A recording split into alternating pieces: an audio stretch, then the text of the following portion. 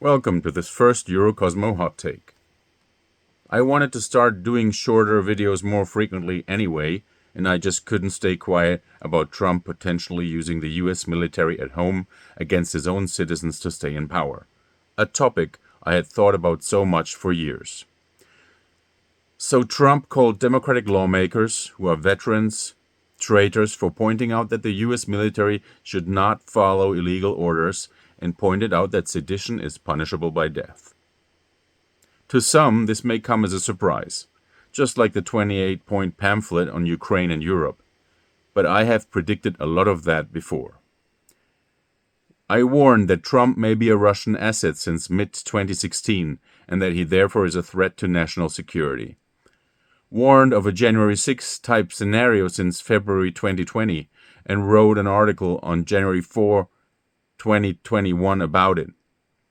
Here on the EuroCosmo channel, I made 2 videos warning of likely and potential dangers America's dumb pro-billionaires in November 24, and also Trump versus United States in February.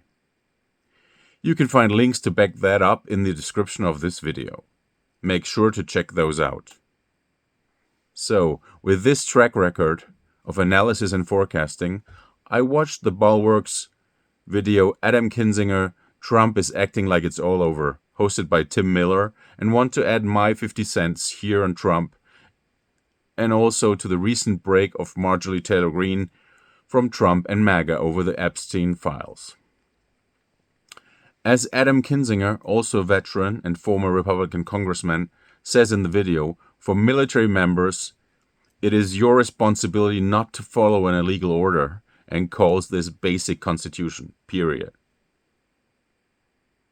So why is Trump so riled up about the Democratic lawmakers with a military background stating what the law is and backing up the Constitution? Because using the military against the American people may end up being the only option for staying in power, and very soon. He most likely cannot fix the economy, the affordability crisis, or the job market, all of which are likely to get worse given his erratic and self-dealing partisan policies, which benefit certain people but not the country,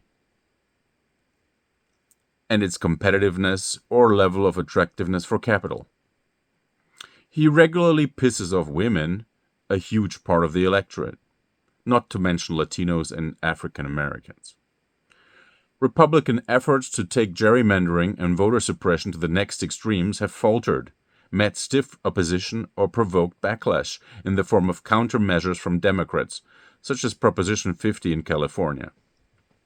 Possible attempts to steal the 2026 midterms or the 2028 presidential and parliamentary elections may fail without a bloody crackdown using the military. So avenues to stay in power by winning elections seem to be disappearing. And Trump has been there before. He spoke about elections that could be rigged against him to steal his victory during his first campaign since the summer of 2016. He obviously attempted to violently overturn the 2020 election results on January 6, 2021. And his messaging towards the end of his 2024 campaign bucked conventional wisdom by alienating parts of the electorate, such as women, with messaging that appeared targeted at male right-wing extremists. Exactly the kind of people one would need to grab or hold on to power by force. And the same seems to be happening again now. Midterm elections are in less than a year.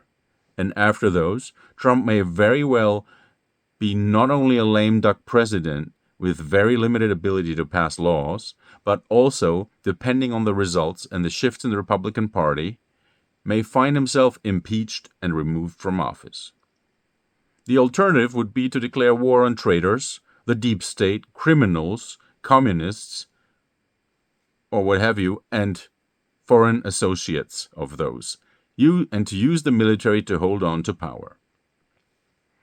In its Trump versus United States decision, the Republican-appointed majority on the Supreme Court gave Trump full legal immunity for such an attempt. Go figure. Now to finish up, a side note on Marjorie Taylor Greene, a so far very toxic MAGA lawmaker who broke with Trump and MAGA over the Epstein files and the vote to release them, siding with the victims and the right of Americans to know. She might have had an epiphany and realized all her wrongdoing, vowing to repent and redeem herself. Found politics Jesus, as Adam Kinzinger put it. But I doubt this version very much, unless proven otherwise. She may have done it because she was overlooked by Trump as candidate for Senate or governor, and looking for ways to further her political career outside of MAGA.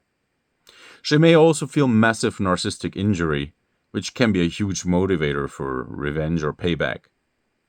Many things are wrong with Marjorie Taylor Greene, but I think that she understands Trump and psycho or sociopaths well enough to understand how vindictive and petty he is, and knowing that if Trump succeeds in establishing an autocracy in the US, he will come after her.